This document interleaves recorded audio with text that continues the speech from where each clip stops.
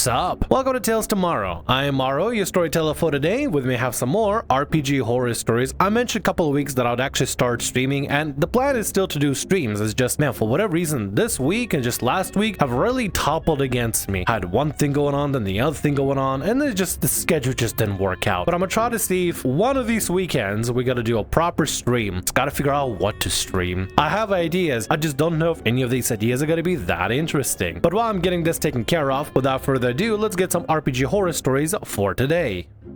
Paladin goes off on Druid for casting Firewall to kill gnolls.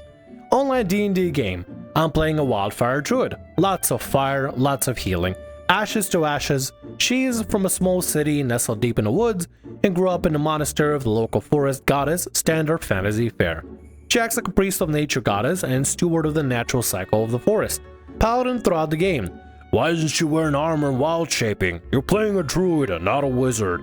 You shouldn't be casting all those spells.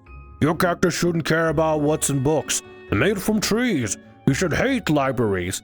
Why does your character have a home in the city? She should live in the wild. Why would your character not care about books? They're from trees. Wouldn't your character care more about books? Because books are like the epitome of knowledge, and it's like a combination of using trees, a blessed bark, or however pages are made, in order to make pages to be able to write parchment important information. Wouldn't that be a good thing? Or hey, maybe papyrus scrolls or something? I don't know. What is this guy on about? What is this? Why is your paladin on your case all of a sudden for no reason?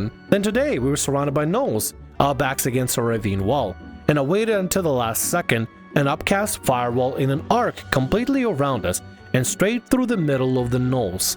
It was a glorious moment of a druid pulling some serious druid crap, further enhancing by her wildfire perks. The gnolls were screwed. The ones that didn't burn to death the second it was cast ran off, and then they were murdered by scorching ray and arrows from our ranger before they got out of range. The annoying player had gone down 3 times in a fight because he didn't pay attention to the cleric when he was told not to break sanctuary until the cleric could drop a real heal on him. The second time he got picked up as a collateral from a mass healing ward. And the third time we're not going to bother because he just going to stupid himself to death again. He was angry at me because Firewall is a defensive spell. It has wall in its name. You should have used a spell slot to cast heal on me so I could have fought them. I am the paladin. He then went on to lecture me. Druids are about area control, not about killing, blah, blah, blah. Are they? I mean, I don't know about you, but the whole point, a good majority of the combat in D&D is about fighting the enemy until they die, like a paladin would, with divine smite enemy to death and do whatever else they're doing. But there's nothing wrong with Druid using Firewall in such a way. In fact, I feel like that's in fact ingenious to use it in such a capacity, because in that situation, not only are they cutting off gnolls basically in half, but forcing some to be outside of the fire, and some to be inside of the fire, and some to be directly in the middle of the fire. But also, what else is a druid supposed to do? Cast spy growth? Whoa, yeah, spy growth would definitely help out greatly, yeah. Maybe they had Featherfall that could have cast Featherfall as the party jumped to the ravine? I don't know. But what else do you want him to do? I think it was a smart decision in that situation, and then the party cleaned up the rest of the mobs before the rest ran off, and they're good. The only person complaining here really I'm seeing is Paladin. Couldn't see any other party member complain. There could be a possibility, sure, but to complain about, oh, why'd you use Firewall? It's supposed to be a defensive spell. Spells can have different mechanical things, right? Just because you think it's a wall doesn't mean it's gonna be like a defensive wall. Like a wall of fire, what do you think it's gonna do? Be a protection? No, it's gonna burn. What do you mean? But even then, there's nothing wrong with the way you want to play Druid. If you want to use Firewall to attack enemies, surprise them and stuff, I think that's sick. I think that's awesome. I finally just snapped. Shut the frick up, you tool. If they're so cooked that savages who like well done steaks are showing up because they smell the charcoal, the area is controlled, you goddamn tool. He blocked me in Discord after that, and is apparently asking the DM to kick me from the game right now for using frick and calling him a tool. As I wrote this, and just before I was going to click post, the DM announced the Paladin has quit the game. Good riddance. You'll find another player out there that's more enjoyable to be around with, especially with somebody that gets on your case over how you play Druid. Whoa, why does your Druid care about books? Why does your Druid care about a house? Oh, really? I don't know. Maybe it's because my character, I choose for my character to care about this kind of thing. Good lord. The only restriction that I know that's kind of arbitrary is like using shield with metal in it, which I always found really silly. I don't understand the whole thing of Druids can't use metal because it's not natural, it's not nature. I always found it extremely silly, especially especially for like the shield clause. You can only use shield if it doesn't have metal, or armor if it doesn't have metal. Screw that, armor is armor, shields are shields. You use whatever the hell you want to use. Especially as a wildfire druid, do you know how amazing it would be to have like a shield that you can just give to a party member to like toss? It hits an enemy and then use heat metal and that burns the character. Oh, that'd be sick as hell. Anyway, good riddance on the Paladin. No more nuisances for y'all to deal with. Let's get on to the next story for today. The story of Gabe, user of OP Homebrew. This story has less to do with in-game bad actions, but more of out-of-game bad player behavior. As such, the other players and myself were not relevant. Thank Lathander for that because my character was so edgy, but I and the DM were new. This person was a self-proclaimed veteran. It should also be noted that the DM had reflected and apologized for letting all this slide. We're also playing in an after-school club. To start, he was playing a Dragonborn fighter. Due to curse, he had a strength over 20 and the ability to cast every spell.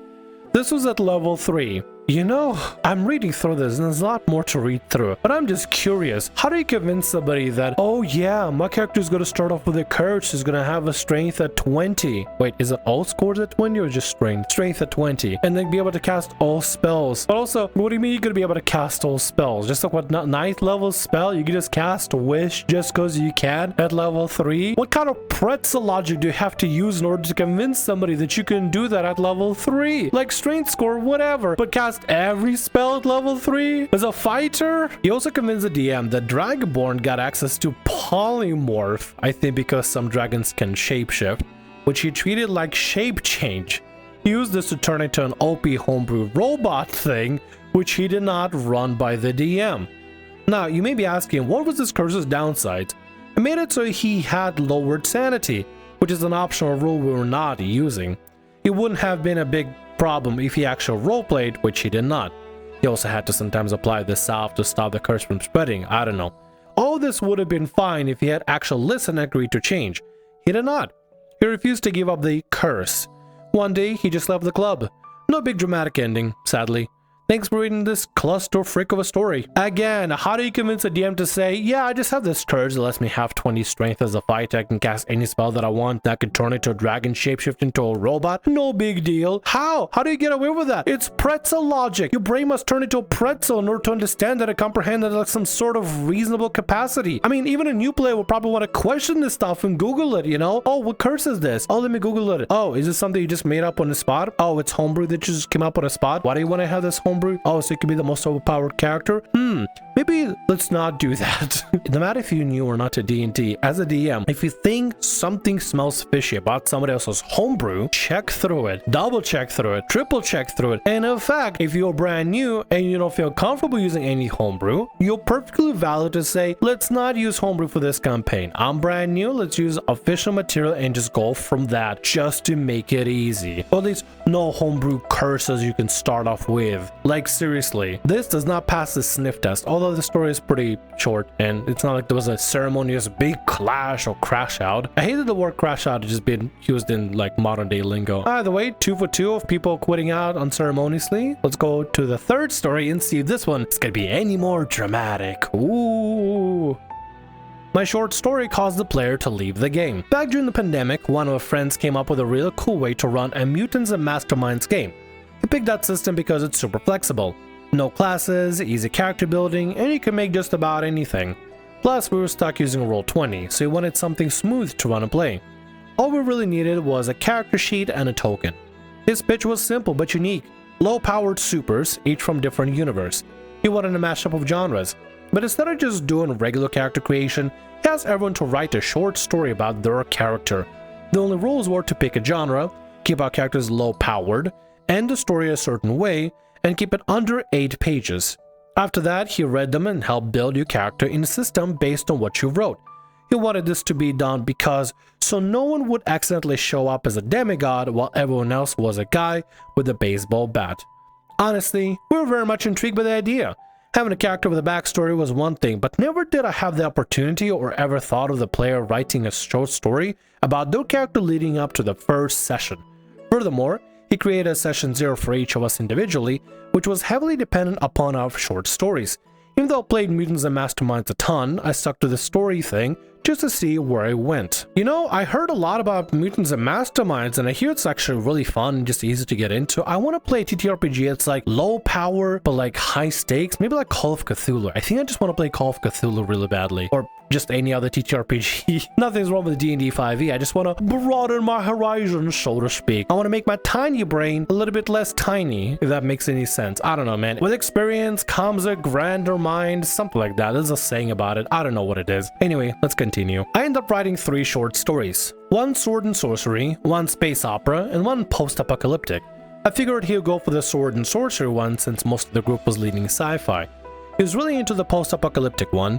He said he really liked the idea of a Mad Max type character, and he wanted to figure out how to make that kind of character work in a multiverse game.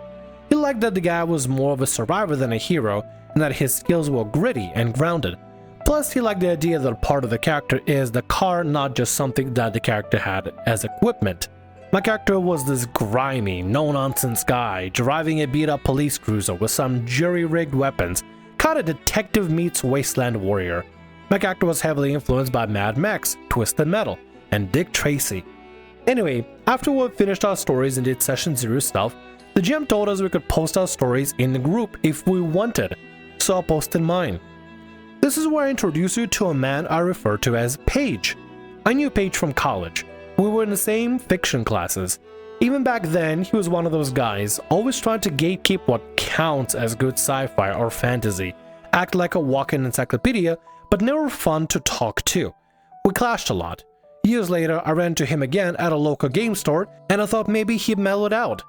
I was wrong. I'm guessing it's one of those things that people call gatekeeping. At the same time, I feel like the word gatekeeping in any kind of medium, whether it be Final Fantasy, D&D, or really anything in the whole wide world. Drawing pictures of dinosaurs and stick figures could also be gate-kept as far as I'm aware. But in most situations where I see a lot of gatekeeping happening is mostly company. Hey, we're introducing this medium into this franchise, and it completely overwrites all lore that you're used to. And players go, hey company, this does not fit the lore you already established in game. Can we not have that? And then the company goes, no, you're gatekeeping. Anyway, I understand if you want to gatekeep your favorite hobby from a big dumb company that makes some super big dumb rules and stuff that just tries to ruin your stuff. Like, let's say for example, when D&D fans gatekeep D&D from WotC, I can always support that. Hell yeah, definitely gatekeep fun from WotC. WotC shouldn't define the hobby. It should be the players that play D&D that should define the hobby and what it is. Always gatekeep it from a big old company, from the brand basically. But if it comes players gatekeeping each other, or people within a similar kind of medium gatekeeping each other, or let's say for example the writing community gatekeeping what is considered like good fictional writing. I mean, unless it's some sort of objective things like it has to have sci-fi, it has to have these elements, it has to have non-fantasy, like the most basic things. It just feels like an a-hole thing to do, to be this guy that basically it's like, oh, your sci-fi is not as good as my standard for sci-fi.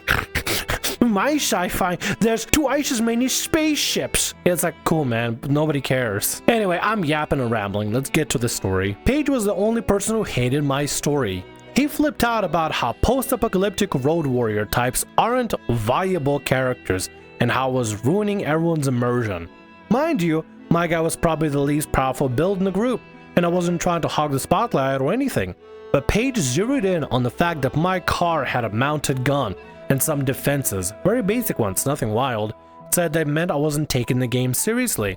He even said the fact I was inspired by Twisted Metal meant my character was basically a joke, because it's not a skill-based game. Last time I checked, TTRPGs aren't really a skill-based game, and at the end of the day, the only person that really needs to check off of this sort of thing is the DM. If the DM is cool with your concept and idea, then it's fine. If your DM considers it viable, then it guess what? It's viable, because the DM is going to be bouncing out the combat, not you, Paige. I don't know why we have a bunch of stories where people just get on somebody else's case. Leave people alone. Let them write a Mad Max and Twisted Metal type of character. The GM backed me up. He reminded Paige that none of us had even played together yet, just story intros, and that all our characters ended up in the same shared world via the story ending.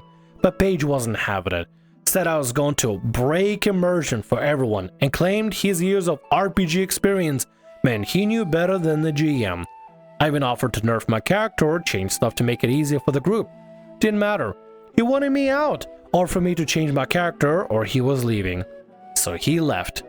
This was in summer of 2020. We just recently finished the campaign about a week ago. Well, that's just completely unreasonable. You even offered the fact that you will change stuff that needs to be changed. Like, yeah, okay, fine. If it needs to be changed just to like get you off my back and to calm down, sure, we'll change. But no, that's not enough for Paige. Paige wants to make sure that you get kicked out of the game completely because it'll ruin immersion for everybody. Probably only Paige at this point. But Paige thinks that the only person that needs to have their immersion kept in check the whole time. And unless you get kicked out immediately, they're gonna leave themselves as well. What's up with this stupid ultimatums? Why do we have stories about people making stupid, dumb ultimatums? OP clearly said, if you need to nerf my stuff, fine, that's okay, that's well and good. I don't mind it. If it needs to be done, needs to be done. But not enough for Paige. Have to make sure we remove the player before we can even begin. It has to be some stupid ultimatum of, it's either him or me. Well, sorry, Paige. I guess it was you, and you decided to leave. At the end of the day, it's great though, because problem players are taking themselves out, which is a good thing. Also, major kudos on your DM for standing up for you. For real. At the end of the day,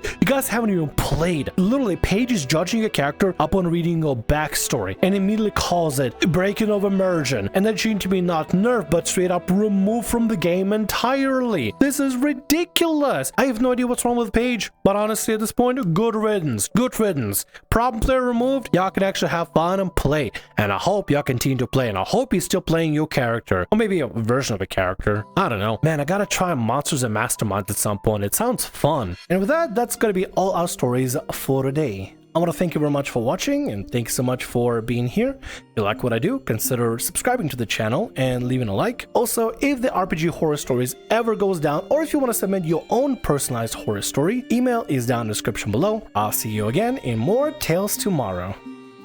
Bye-bye.